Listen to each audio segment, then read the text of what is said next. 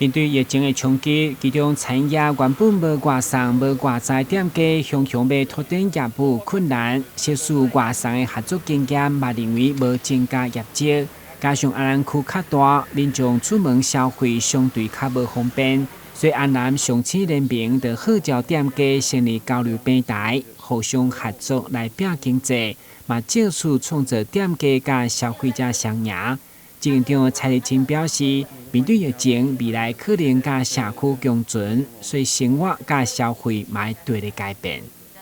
那一方面呢，让店家跟客户他们可以在线上做这个点餐，然后交流购买的这个动作；一方面主要也是帮我们的店家来做宣传。那接下来我们也会帮他们制作影片、那图片，还有直播节目来协助我们店家做宣传。因为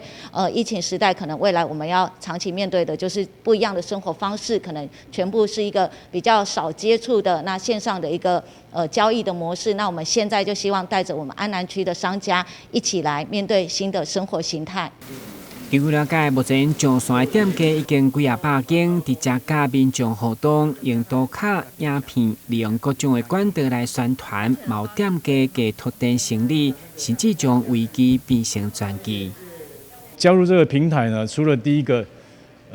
可以扩大我们的知名度，跟往后有机会更好的发展以外，实际上它也真的有实际的交易。而且都是很接地气的、很接民生需求的一种需求，所以它在我们这种正餐的行业本来就是要